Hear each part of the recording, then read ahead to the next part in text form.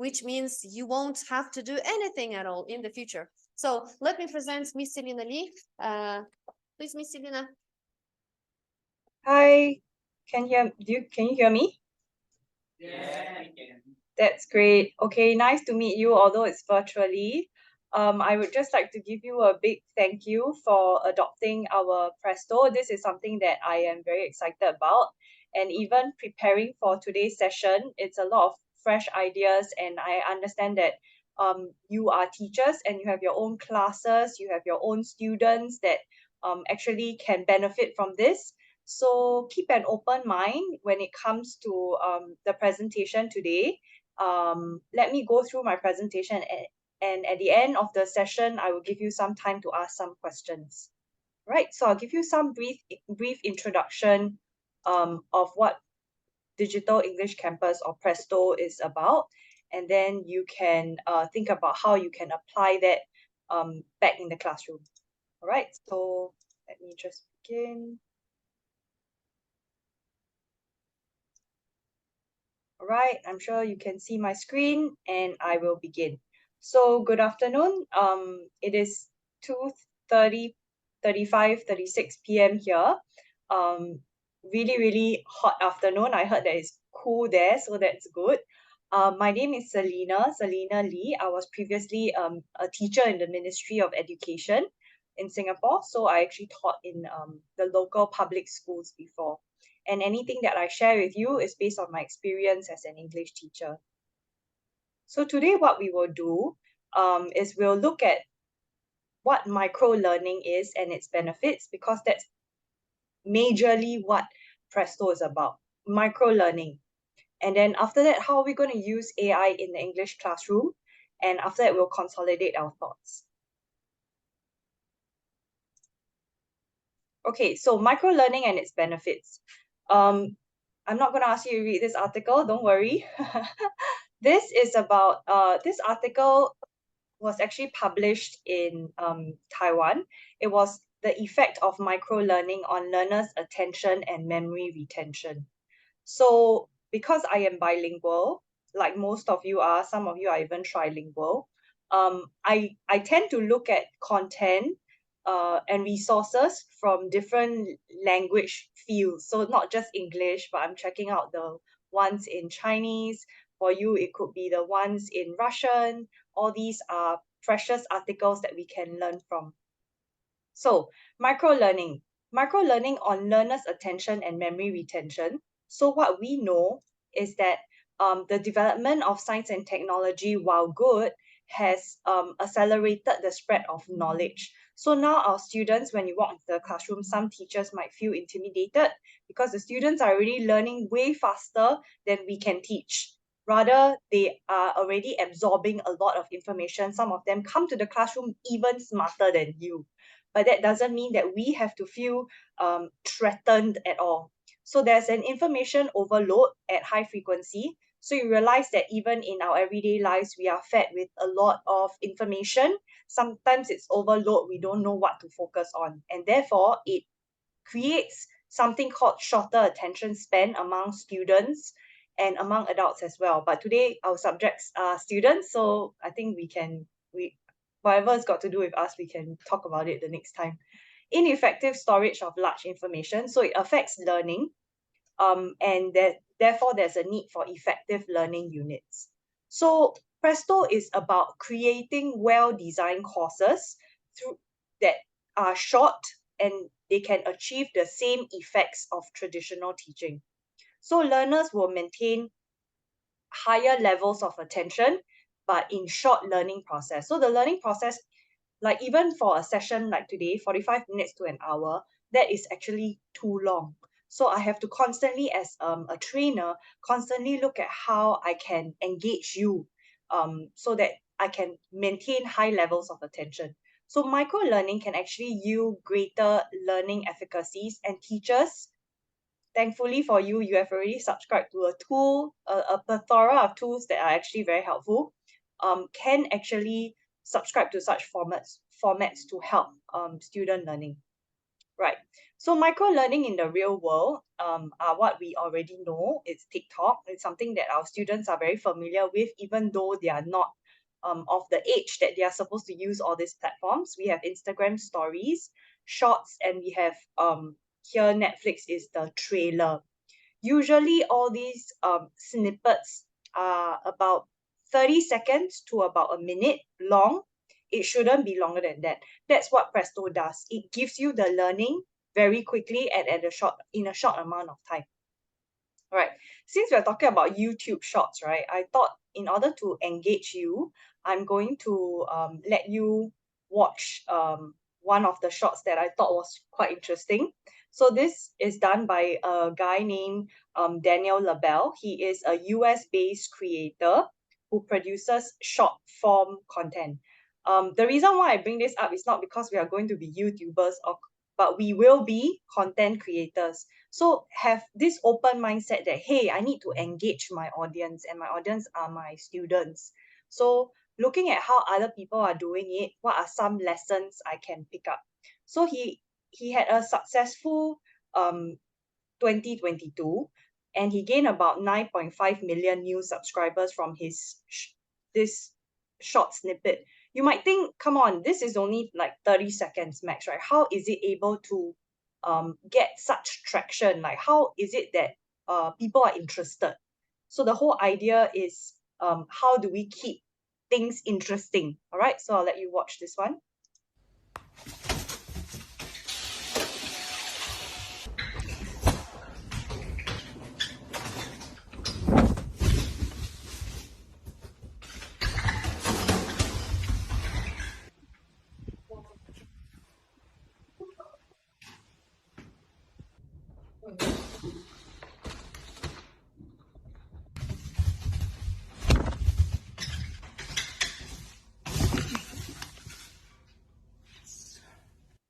Okay, so this video is actually called If Cleaning Was a Timed Sport.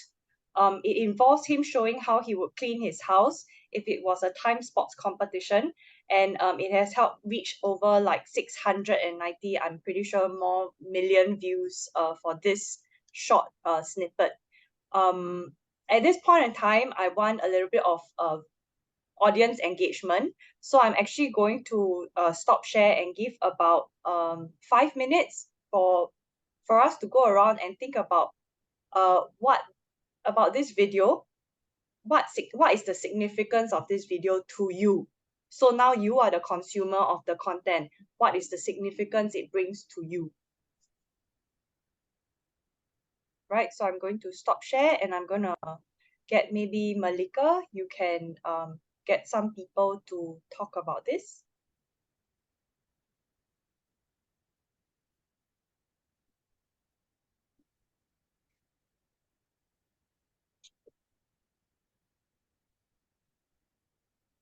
Let's have think fair share. Now you think, and then you will share.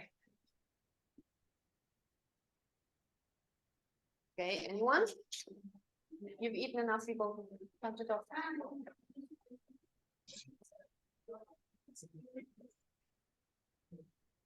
We're going to talk. Who wants to take a microphone?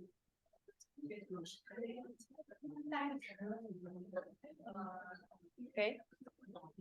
Who is going to present, people? Miss Celina, can you please repeat your question? Okay, so you watch the content. Do I need to show it again? No, we did. We watched. It's okay. But the question. Okay, so what is the significance of this video to you as a consumer? For example, what was the element that made you keep looking at it? Do they And need what to was some or individual answers? You can get individual answers. What was it that keep you engaged? What was something that you felt like, oh, there's a wow factor in this video that kept you watching? Hello, good afternoon. Good afternoon, Miss Cecilia. Celina. Sorry, Miss No Celina. worries. I am Nathan. The thing that keeps me hooked up to the video, even if it's just a very short time is number one, it's short. Number two, it's relatable. Number three, even though he's just doing things that I normally do, where I could have normally done better, still it keeps me entertained because of the pace. And by watching at it, it's something that I could relate to, and I would like make me think that what if I'll do as a content similar to it, or how will it look like if I'll be the one to do it myself, something like that. Okay, thanks for sharing. I think we have a few learning points there. The online we- participants, you can type your answers in the chat. Yeah. Hello, my name is Miss Kate. I actually came up only with two things that kept me interested. The first changes of the scenes. I didn't watch on the one scene all the time, so it was more interesting. And the second, noise. There were not lots of distraction, only were running and there's stop cleaning noises. For me, it's in general very hard to concentrate on something, and this really made me concentrated on the video. Good, thank you. Else? Thank you.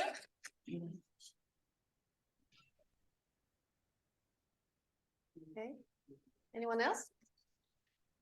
I guess that's all.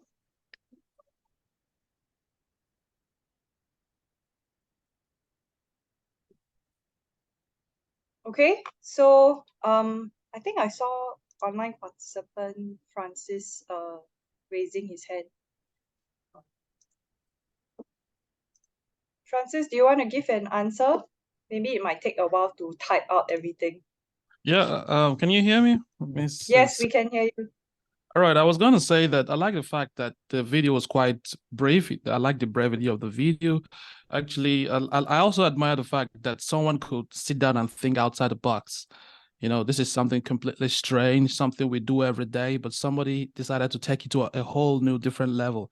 He began to think about how to make our regular routine job to be more of like competitive and like a sport. So I like the fact that it's quite strange. My fingers were crossed. I was anticipative of what next he was going to do in the video, like maybe cleaning and all that. So I like the fact that it was quite brief and to the point. And then secondly, it was strange for me to watch. Okay, thank you. That was really great sharing. I've got a lot of points written down based on what you've said. A lot of you are saying that because of the change of scene, the audience is engaged, it is relatable. There is noise, but the noise does not distract you.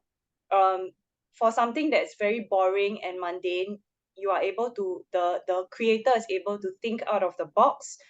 Think of it as a sport, so people are excited to find out, okay, what's going on, there's anticipation, and it helps people to concentrate. So now think of yourself as the content creator. All right, if you are going to create lessons for your students, it has to be relatable, right? All these are lessons that we can take for ourselves as educators.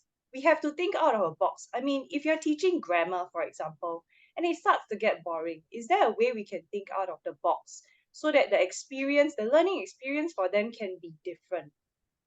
All right, there are no right or wrong answers. Most of the time it's trial and error. We get hooked. Once we get them hooked on something, we can sustain their attention for a while, and then there is the next thing that we need to think about to again sustain their attention.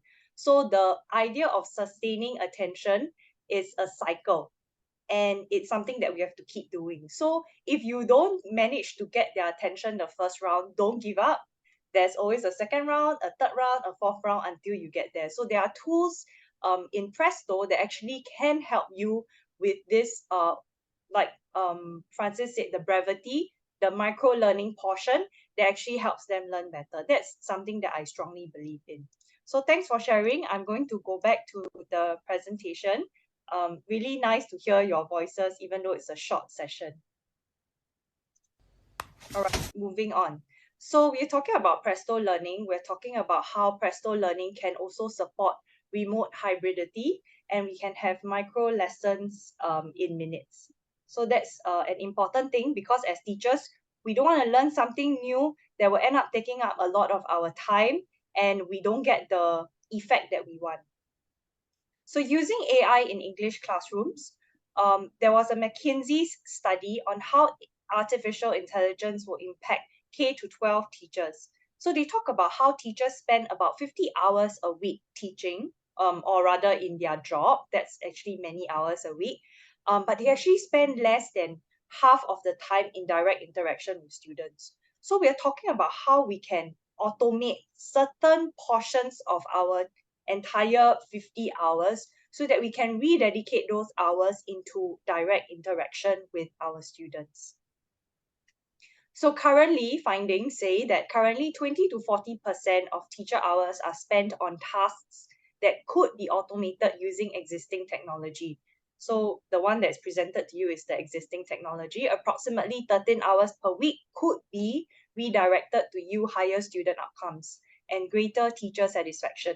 So if you get an engaged audience, I'm pretty sure after this guy came up with this short, he actually came up with more content to keep his audience hooked. That's the whole idea, right? Don't be dismayed if the 13 hours does not happen to you on the first week. It is something that we learn and we grow into that area where we will efficiently, at the end of the day, replace a lot of things through automation. So those areas are preparation, administration, evaluation, and feedback. And other areas, if in case you are worried that, oh no, we are introducing something that has got to do with AI, is this going to threaten my job as a teacher? Actually, no, is a big resounding no, because there are things like actual instruction, engagement, which is you as the content creator doing relatable things, coaching and advising are more immune to automation. So the things that we need to focus on would then be the actual instruction, the engagement, the coaching, and the advising. What we can replace, we will use automation. So teachers can be superheroes too. So today we are going to look at preparation, how we can build lessons efficiently, evaluation, how we can save time grading with a simple task that is auto-marked. I just have to look at the scores of it, and the feedback, which is to provide timely guidance. All right, so let's talk about how do I start a lesson? Preparing lessons, we need to do some research, tap on students' likes and dislikes. What is something that will interest the young minds? What's the latest trend? And we can capture their attention along with a lesson that can actually turn out to be a logical story flow. When we talk about logical story flow, it's quite funny because we are English teachers and we always tell them when you're writing a narrative story, always have a logical story flow. And we actually did not know that we are the experts of a logical story flow. If not, how do you teach writing, right? So also when you try to start a lesson, think about micro-learning rather than giving a whole chunk of information. How can you either simplify the learning such that it's short and sweet, or create a series of lessons, part 1, part 2, part 3, part 4, part 5, to teach so it builds on continuity and consistency. So begin with a story that calls for a response. Now I'm going to take you into our platform. I'm not sure if some of you have been in there or some of you have not. So I'm going to teach you how I will demonstrate to you how I can assign a Presto learning activity. So I'm going to log in.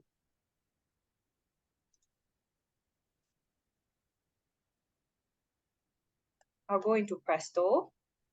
So if you're logging in for the first time, you actually have a tour intro of what this is. And if you're familiar and you feel confident, you can go ahead. So what we have here is my activities and the activity library. For the sake of demonstration today, I've actually put some activities in my public activity library. If you are in a school, you have a school activity library where you can share resources amongst each other in school. So I can show you how to do that later. So for the sake of today's demonstration, I'm going to look at a lesson opener. When you look into the library, you cannot do any editing. What you can do is you can copy it to my activities. Then it becomes your activity and you can do some editing. So here I will just get rid of the word copy because this is exactly what I want to use. And then I will look through the content. If I'm happy with the content, I can go ahead and assign, right? So I'll assign to, I will allow guests, and since this is Kazakhstan, I'll just put KZ and then I'll just assign. All right, if you see this QR code here, can I invite you to scan? I will also drop the link into the chat so that you can also look at it. We can see the QR Right. code. That's great. So scan the QR code and then look at the lesson opener. This is one way you can use Presto to start your lessons. Let the magic begin.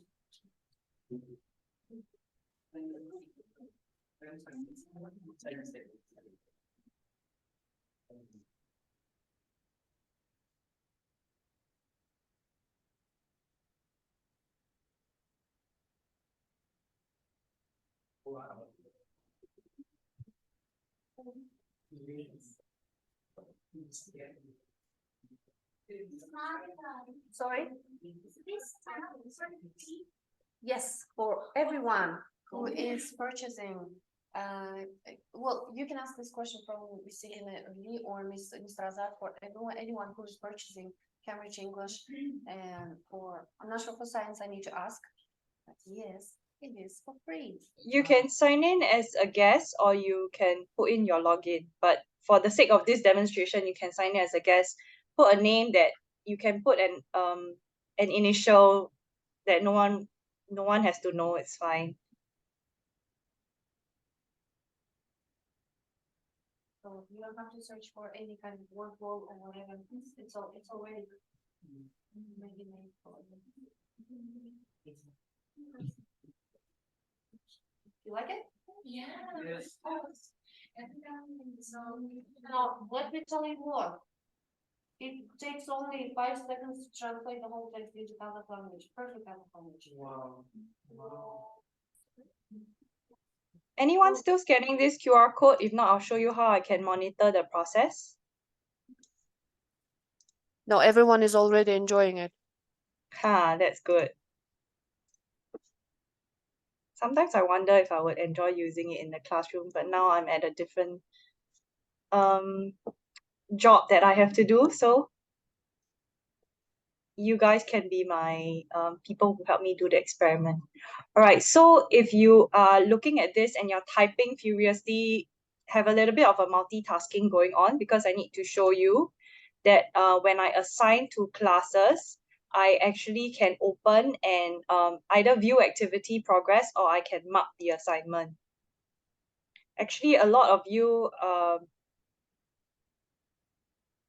can get a score if you type at least 50 words. You would have been able to get a score. So I will have the responses of each student here. So some of you have already logged in, maybe did not give a lot of answers. That's fine, because this is just for demonstration. But in class, you would want your students to please at least give me a response, and then we'll see what the score is. And you see over here, as I hover, I can change the score based on their response. So since Ariel Lim Taugat gave an answer, I will give him $5. Yeah, but so this is how you can do it. You can give the score, or you can allow the AI to give the score for you. You can give a text feedback where you just type the text, or you can just speak it as an audio for the response, like how you want to respond to their answers. If you're showing this page to the class, you don't want them to see the scores, you can actually blur out the names. So you just only go over the answers only. So you don't scare a kid who did not do well. Okay? Right, so this is how you will monitor the lesson. If you want to do or make any changes to the activities, you can. So what you do is you do edit the activity. At the point where there is a writing assignment here, you can change the word target. Maybe I would like to give them 50 words, or it's for year 6, or I don't think they can do a year 6, maybe I'll give it year 4. What is their maximum score? They can, and some keywords that I would like to see in their answers. So this is something you can change before you assign, or even after you assign and you're using it for another class. Right? Okay, let me go back to my slides. Looks like I'm going to run out of time. Give pupils preparation opportunities at the start of the unit. So this is something that I think that you can make your student feel comfortable. So what I would give them to do is something like this is a page in their book, and I'll give them some scripted speaking to do. So what they can do, I can just copy the text or any other text for that matter. I put it in a scripted speaking card, and I get them to do some reading and practice their reading first before the lesson starts. All right, have you seen this speaking sample, or you haven't? Have you seen the speaking sample? Yes, they have. Okay, that's great. So this is another idea that you can just pop any of the text that you're going to use into the speaking sample to get them started. So this is something very simple. Another one is to build a lesson from scratch using AI. I find this very useful for if I'm going to teach values, and I will use Boolean questions. Boolean would be something like a true false kind of question. So again, I'm going to show you how I will do it. So I will create the activity. I will call it, let's say, friendship, because I think my class is not, they are not getting along. It's the start of the year. So I have this AI lessons generator. I will click on it. And actually, if I don't have much ideas, I can just put the word friendship in there. I can give them maybe 3 fact cards about friendship. And I can give a year, maybe a year 3. And I like Boolean questions, so I'll give them Boolean questions. It's kind of like a very quick way to get them to do things quickly. So I gave the word friendship. Of course, if you give AI one word, the information that you get might not be as much as you would want. But giving more information, like which year it is, how many fact cards you want, and if whether or not you want to generate questions for each lesson, is helpful for you to think about the lesson that you want to come up with. So lesson builders, I think this AI lesson builder is great because it gives me all the ideas that I need to come up with questions, to come up with content. And then I can look at using YouTube for education, or look at some images or some news articles. It helps me generate ideas. So that's the thing that I like about this lesson builder. So very quickly, this is a very mediocre lesson, I would say, because it's created by AI, and we need to look at AI with critical eyes, right? So actually very quickly, I got my lesson up on friendships. I talked to them about how it is important to have friendships, and how it gives us a sense of security, belonging, etc. And as they read, they can do the true false thing. And you realize the feedback is quite timely, whether they got it or not. Their celebration confetti, but if they didn't get it right, they would maybe quickly get them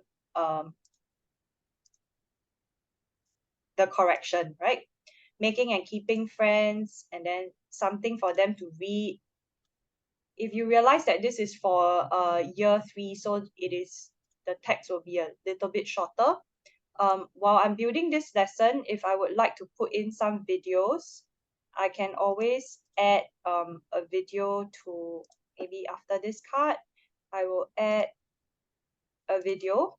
And when I open video, I can search YouTube for education. Again, I would search something on friendship, maybe cartoons. And then it will give me some responses. I'll just choose something like that. I can watch the video. It's 18 minutes, it's too long, no. and then look at something that's shorter. 2 minutes, great. I will add the video in. Yeah, so these are things that I can do. And if you want to come up with a quiz for the YouTube video that you drop them, that's also fine. So all this, again, once you get this done, you can quickly do the assigning, and then your student will get the lesson to them. So it helps to generate the lesson, and it gives you ideas on how you can enhance that lesson that the AI has suggested.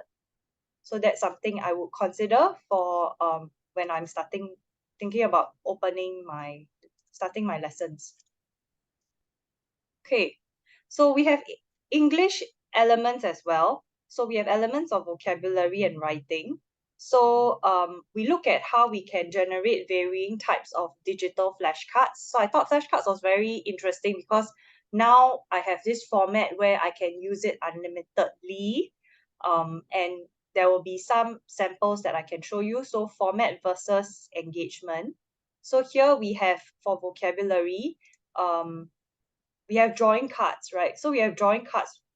For example, okay, maybe I shouldn't show you this first. I should show you what I have in the library. So in the library, I have vocabulary digital flashcards 1. So this is how it will look like in preview mode. You see, I can preview it and do the assignment of activity as well if I don't want to do any changes to it. So this digital flashcards was taken from a book. The book was talking about words for multiple meanings. So they're talking about how the word slip, S-L-I-P, can have different meanings. It could mean to move smoothly and to slide down a slippery surface. So it could be a noun or it could be a verb. So this is something that students get confused. So pitch, the word pitch can be a noun. I flip the card, I give them some text on how to use the word pitch as a noun. If they understand, they click on I know. If they're not sure, they click on not sure. If they have no idea, they click on no idea. All this will be recorded, and it will be, if they want to revise their flashcards, they can do that as well. Pitch as a verb. So all this example is to show you that I can use words to explain a word. It's kind of like a dictionary. And if students have access to do that themselves, they could do that too. Digital flashcards 2 would be using images. Again, there are a lot of free images on Presto. You can use them. Is to talk about playing football, training falcons, a type of bird. So all these pictures, these are what we call visuals. I call it visual vocabulary, so that they can actually have a look at what the thing is. So it better helps with their imagination. Instead of telling them falcon, it's a bird. Like, what does the bird look like? Then the other one would be drawing cards. Now that they have the picture and the definition of it, I get them to draw something related to camping. If you think this is too abstract, maybe give them a picture in there and ask them to trace over the tent that they see in the picture. So these are all ways you can engage them. It's just something for them to do. It's a very simple task. And of course, if they draw it, even if they draw it wrongly, there's no consequence to it. It's just telling them that, hey, there's a tent in the picture. Can you identify it? This one is my favorite because I really like to pick out students. No, I don't like to pick out students' spelling mistakes. I want them to pick them out themselves. So I will take pictures of words that are spelled wrongly, and then I will get them to do some editing. So I'll ask them to circle and rewrite the misspelled words in the picture. So they will circle and then they'll write it in the card. So it's more for their learning. It's not so much of it's not a test. It's more for engagement. Right. Another one is to create more opportunities for writing with scaffolds. Here is if I'm asking them to write about their hobby and I want them to plan their writing. So again, I go to the scaffold generator and tell the AI, I want my students to write about my hobby. It is a recount kind of essay, and it's for year 5. And then I will get them to generate writing scaffolds, of which I can again edit. It can even turn out to be like a group work kind of thing. If you want your students to be working on a writing assignment, you can use these cards to delegate the work. So maybe one person will do, they will all look at the keywords, they'll look at all the phrases that they can use, they can look at the planning of the writing, and then for that group, one person is in charge of introduction, one person is in charge of background, another person is in charge of the history, how did the hobby originated, what are the benefits, and the conclusion. So that's 5 parts if your group has 5 members. All right, so this is something that you can do with your students. So because the QR code is unique to the activity, so the each group can share one deck of cards. You can give them different topics very quickly. One can write about my hobby, one can write about my favorite sport. You can give them different topics within seconds because now my preparation time is cut down. All right. There are other teaching ideas like using other content sources. Like, for example, I told you YouTube for education. So here is a YouTube quiz where I asked the bot to transcribe a YouTube link, the video, make it into a script, and then using that script to come up with some quizzes for the students. The bot will ask you which school grade is your class in, how many questions would you like, what type of questions. You can choose up to 2 questions. And then, I mean, you want them to watch videos, but you want them to watch videos with like a greater eye for things and for detail. So this example is on the history of Singapore. I get them to watch a video and then I'll give them some questions on based on what the video was talking about. I can change the questions. I usually ask for 7 questions and then I'll maybe cut 2 or 3 questions. So there are different formats of how you can create this. But again, if it's something that catches the student is talking about it in class, about this YouTube video, then you say, okay, sure. Do you know what the video is talking about? How about I share a video with you now and then we'll see how much you understand. And then they quickly get their auto marking questions. They know how many they got correct and how many they got wrong and whether they understood the video or not. All right, words of the day, week. So there are some English formats where they look at the curriculum in the form of words. So they have this thing called words of the day. So this is an example that I would like to show you. So this is more for like grades K to 3. It's one of the decks that I worked on. Again, you realize that the decks are very short. And if you feel like you want to shorten it or you want to put an engagement in between, that's possible. So this is like a lesson. I put a lot of different elements in there. Words of the day, they will learn about the blackboard, the chalk, the note, the pen, the paper. So what do? They first start with a scripted speaking. They will record their voice and read this. She's writing on the blackboard. Once they are done, they will look at which picture has a blackboard in it. So this is because they are learning the 5 or 6 words a day, and then they will pick the question. They can always click on the picture to enlarge it. And then they will choose the option and then they will know whether they are correct or wrong. Again, scripted speaking. For young learners, we keep getting them to speak. So we keep getting them to record their voices and in the background, we can listen to their recordings as well and give our feedback. What do you think this child is drawing? This one is sort of like a survey question. So actually any answer would be correct.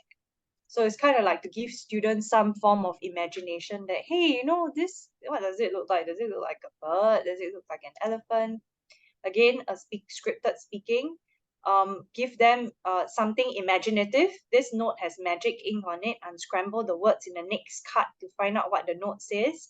And then we give them a wobble words activity. So wobble words, if you're familiar with it, you can put in any text as a teacher and you get them to do SVOCA, which is the whole unscrambling of words. You can make it simple by telling them which one is the first word using the capital letter. Then they will just unscramble based on that. And they can actually compete with each other as they do this. Remember to take your umbrella with you when you leave. Okay, this is a bit too hard for a K, a grade K, but you get what I mean. You can get them to do unscrambling of words. You can even get them to use this sentence and play the wobble words game and see how fast they are. Again, scripted speaking, and then choose the correct response to the question, do you have a pen? And they will choose, yes, would you like to borrow one? Scripted speaking, and then can you find your name here? Yes, I can. No, I cannot. So then they will do a recap of the words that they learn, and then they will use this text box which you have seen in the cookie thief example and write certain answers to it.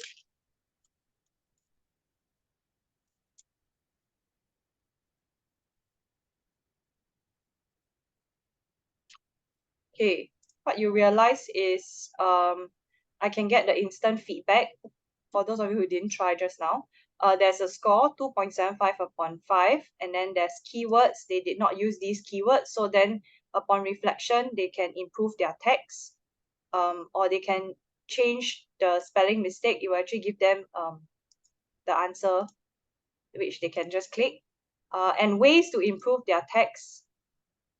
This is AI generated. It actually gives them some pointers. Maybe you want to provide more content to the text, such as what the blackboard is used for, or include a description of the chalk and how it is used on the blackboard. Include sensory. These are actually generated by the AI based on the content that they have created to give them ways to improve their writing. This is what we call a long answer card. So there's a lot of things that you can do with a long answer card. And then that's it. That's the end. That's their so-called report card for this short activity. Okay. All right. Thank you. I know I have so much to share. Suddenly I realized. Okay. So news, trends, and current affairs. So we can create real-time decks. So I was actually looking at the Astana Times just now, and then we were looking at, like, you can get any article here. You can just copy the text. Just copy the text, go to Presto, and you can just create decks really quickly. So I get them to do a quiz generator. I drop the text in. Be careful if at the bottom there's any, I can generate a prompt based on the text. I get them to do multiple choice questions for a year 2, maybe 5 questions.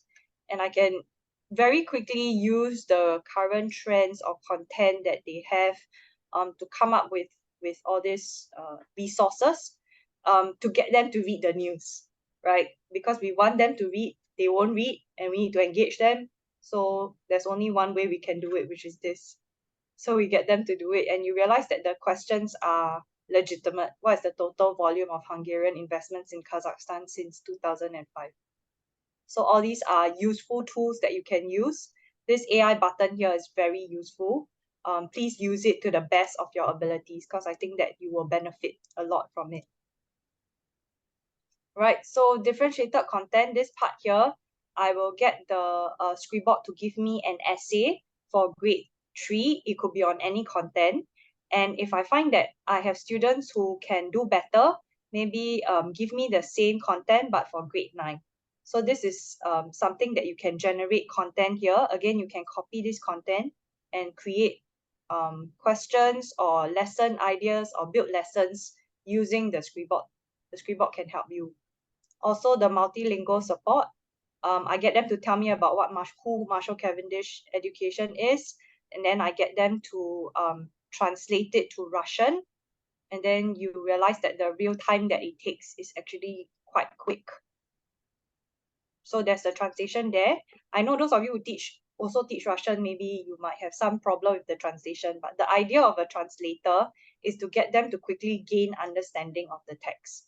So I get them to translate to Indonesian as well. So that's very easy if you have a multilingual group of students. Right? So the consolidation, lessons adapted from a content creator. I only bold the points that are relevant to us as teachers. Focus on developing the type of content that resonates with your audience. Start with an attention-grabbing line. It could be like wobble words, right? You can come up with a creative, like wobbles on the loose or words on the loose, some attention grabbing line followed by a story to keep the viewers hooked for the duration of your lesson or of the deck. Get straight to the point, break longer topics into sections, ensure that the content works for your specific audience, with your audience in mind. Understand them, the problems they face, and how you can help them. Share a takeaway they can apply in their everyday lives, motivate and inspire, tell them something they don't know, give them something new to think about or something they can relate to. I think just now, earlier Nathan shared how am I going to do it better, right? If I were to do this video, how do I do it better? Or if I'm doing household chores, how do I do it better? So avoid having too much going on, because that you want to engage them, but you don't want to get them too busy as well. All right. And to end off, there's a part 2 to this, so enjoy.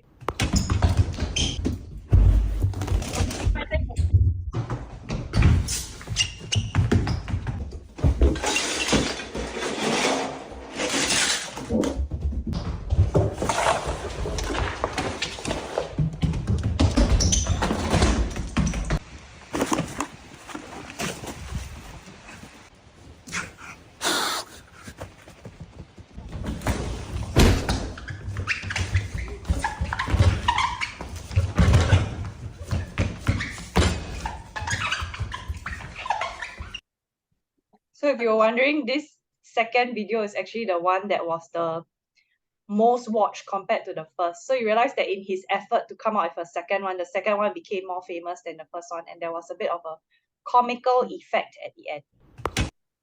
All right, with that, thank you for your time.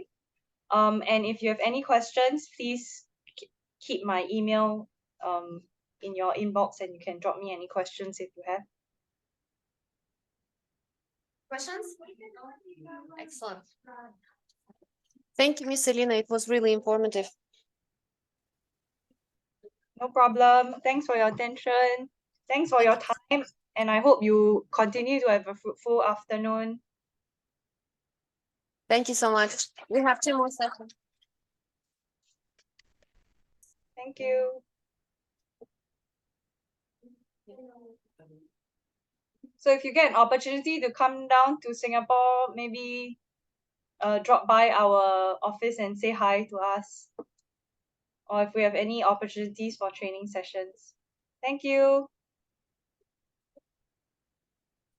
Okay, so what I like about this Presto is that ChatGPT is great, but then sometimes it may confuse or make up something which doesn't exist in the text or something. But then Presto is more student friendly. It's like a YouTube version of a student friendly YouTube version. So the thing is, you can be sure that the content is going to be okay, and also all of the stuff and exercises which are in Presto. So Marshall Cavendish decided to do like this. Now they are not only working on the sites, but they are also providing Presto artificial intelligence to all the schools who actually purchase Cambridge books. So you don't have to create your own lessons. All the lessons are ready in Presto, and you can have a look at the books over there. I just brought for you, just in case you wanted to have a look.